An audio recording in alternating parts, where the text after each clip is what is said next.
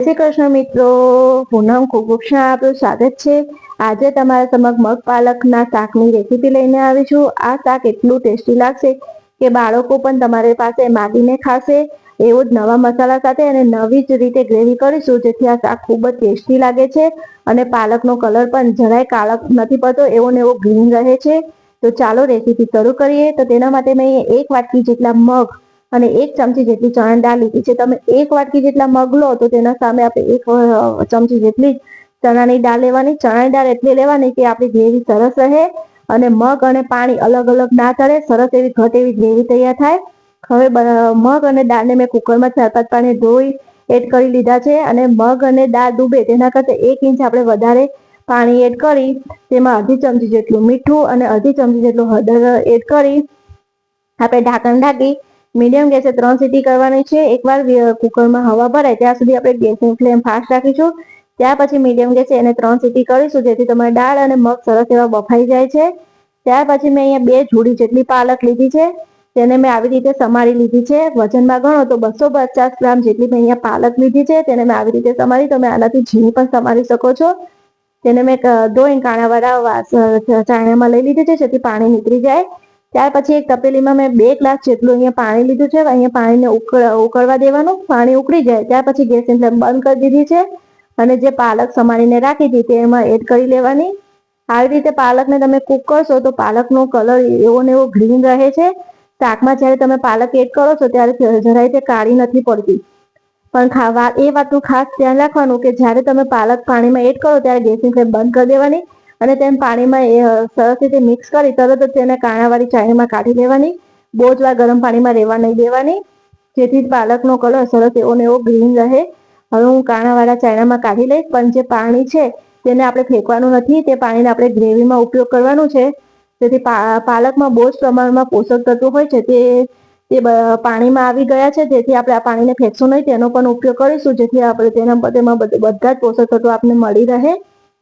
હવે આ પાણીને સાઈડમાં રાખી આપણે મગને ચેક કરીશું તો કુકરમાંથી હવા નીકળી ગઈ છે અને મગ ચેક કરીશું તો આપણા મગ સરસ એવા બફાઈ ગયા છે।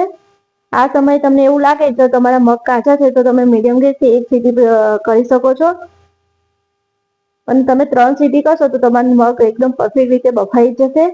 ત્યાર પછી એક પેન લેશું, તેમાં હું 4 ચમચી જેટલું એટલે 4 પાવડા જેટલું અહીંયા તેલ લઈ અને 2 પાવડા જેટલું અહીંયા ઘી એડ કરી આ રીતે ઘી અને તેલ બંનેનો ઉપયોગ કરશો તો તમારો શાકનો ટેસ્ટ ખૂબ જ સરસ આવે છે। કાં એકલા તેલ કે એકલા ઘીનો પણ તમે ઉપયોગ કરી શકો છો। ત્યાર પછી ખડા મસાલામાં 1 તમાલપત્ર અને 1 સૂકા મરચાંને મેં વચ્ચેથી કટ કરી એડ કર્યા છે। અડધી ચમચી જેટલું જીરું, 1 ટીસ્પૂન જેટલી હિંગ, અડધી ચમચી જેટલું અહીંયા મેં લસણની પેસ્ટ અને અડધી ચમચી જેટલી મરચાંની પેસ્ટ એડ કરી છે। બસ બધું તેલમાં સતવી જાય ત્યાર પછી મેં 1 મીડિયમ સાઇઝની ડુંગળી જેને ઝીણી સમારીને રાખી છે તે એડ કરીશું। તેને મિક્સ કરી ગેસની ફ્લેમ મીડિયમ રાખીશું। ડુંગળી ગોલ્ડન બ્રાઉન થાય ત્યાં સુધી આપણે તેને સાતવી લેવાની છે। ગેસની ફ્લેમ મીડિયમ જ રાખવાની, જેથી આપણે કોઈ પણ મસાલા સાતવતી વખતે બળી ના જાય। હવે જો આપણે ડુંગળી સતવાવા આવી છે અને તેમાંથી તેલ પણ છૂટું પડી ગયું છે, તો આ સમયે 1 મીડિયમ સાઇઝનું ટમાટર મેં ચોપ કરીને રાખ્યું છે તે એડ કરી લેવાનું। તેને મિક્સ કરીને ટમાટર જલ્દી કૂક થઈ જાય તેના માટે હું અહીંયા થોડું મીઠું એડ કરીશ। મીઠું એડ કર્યા પછી તેને મિક્સ કરી લેશું અને ઢાંકણ ઢાંકી અડધી મિનિટ સુધી તેને કૂક થવા દેશું, જેથી ટમાટર ફટાફટ સોફ્ટ થઈ જાય। તમે ઢાંકણ ના ઢાંકવું હોય તો એમને પણ તમે ટમાટરને કૂક થવા દઈ શકો છો, પણ ઢાંકણ ઢાંકશો તો ફટાફટ કૂક થઈ જશે। તો અડધી મિનિટ પછી જોશું તો આપણું ટમાટર સરસ એવું સોફ્ટ થઈ ગયું છે। બસ આ સમયે હવે આપણે તેમાં મસાલા કરી લેવાના છે। તેમાં 1/4 ચમચી જેટલી હળદર, 1 ચમચી જેટલું લાલ મરચું પાવડર અને 1 ચમચી જેટલું અહીંયા ધાણા જીરું પાવડર એડ કરીશું। તેને મિક્સ કરી દેશું। જો તમને વધારે શાક તીખું ગમતું હોય તો તમે લાલ મરચાં પાવડરનો વધારે પણ ઉપયોગ કરી શકો, અને લાલ મરચું પાવડર જો તમારો ઉપયોગ ના કરવો હોય તો તમે લીલા મરચાંની પેસ્ટ પણ એડ કરી શકો છો, તેનાથી પણ શાકનો ટેસ્ટ ખૂબ જ સરસ આવે છે। અને અહીંયા 1/4 ચમચી જેટલો મેં અહીંયા ગરમ મસાલો એડ કર્યો છે, તેને પણ આપણે મિક્સ કરી દઈશું। અહીંયા ગેસની ફ્લેમ એકદમ લો રાખવાના, જેથી આપણા મસાલા સરસ એવા સતવાય અને મસાલા બળી ના જાય। જો હવે મસાલામાંથી તેલ છૂટું પડી ગયું છે, હવે આ સમયે આપણે જે પાણી રાખ્યું હતું પાલકને કૂક કર્યું તે પાણી હતું તે આપણે અહીંયા ગ્રેવીમાં એડ કરીશું। તમને જેટલા પ્રમાણમાં મગ ઠીક કે રસાવાળા જોતા હોય એટલા પ્રમાણે તમારે અહીંયા પાણી એડ કરવાનું. પાણી તમારે આ સમયે જ એડ કરવાનું. પાછળથી એડ કરશો તો મગ પાલકનો ટેસ્ટ જરાય સારો નહીં આવતો. હવે પાણીને ઉકળવાનું જ્યાં સુધી તેમાંથી તેલ છૂટું ના પડે. જો પાણી સરસ ઉકળી ગયું છે અને તેમાંથી તેલ પણ છૂટું પડી ગયું છે. ત્યારે આ સમયે આપણે જે મગ બાફેલા હતા તે એડ કરી લેવાના. જો તમને મારી આ રેસીપી ગમી હોય તો મારા વિડીયોને લાઈક અને મારી ચેનલને સબસ્ક્રાઈબ જરૂર કરજો. બસ હવે જે આપણે પાલકને પણ કૂક કરી રાખી હતી તે એડ કરી લેશું અને બધી વસ્તુને મિક્સ કરી સરખી રીતે મિક્સ કરી લેશું. અહીંયા તમે પાલક થોડી વધારે લેવી હોય તો તમે વધારે પણ લઈ શકો છો.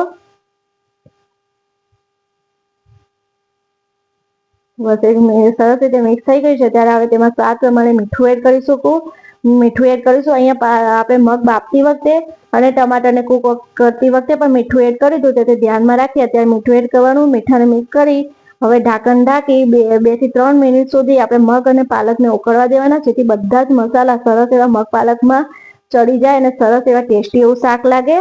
ગેસની ફ્લેમ એકદમ મીડિયમ રાખવાની અને વચ્ચે વચ્ચે આપણે તેને થોડું મિક્સ કરવાનું, જેથી તળિયે ચોટે નહીં.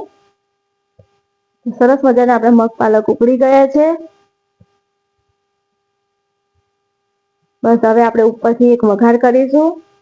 તેના માટે મેં અહીંયા 1 ચમચા એટલે 1 પાવડું જેટલું ઘી લીધું છે. ઘી ગરમ થઈ જાય આવી રીતે તમે ઉપરથી વઘાર કરશો તો મગ પાલકના શાકનો ટેસ્ટ ખૂબ જ સરસ આવે છે. તમે એકવાર જરૂર ટ્રાય કરજો. હવે ઘી ગરમ થઈ જાય ત્યારે તેમાં 1/4 ચમચી જેટલું અહીંયા લાલ મરચું પાવડર એડ કરીશ. ગેસની ફ્લેમ બંધ કરી દઈશ અને તે વઘાર આપણે શાક ઉપર એડ કરવાનો. તો સરસ મજાના આપણા મગ પાલકનું શાક તૈયાર છે. તો તમને મારી આ રેસીપી કેવી લાગી જરૂર કહેજો. જો તમને ગમી હોય તો મારી ચેનલને લાઈક, સબસ્ક્રાઈબ અને શેર જરૂર કરજો. જય શ્રી કૃષ્ણ.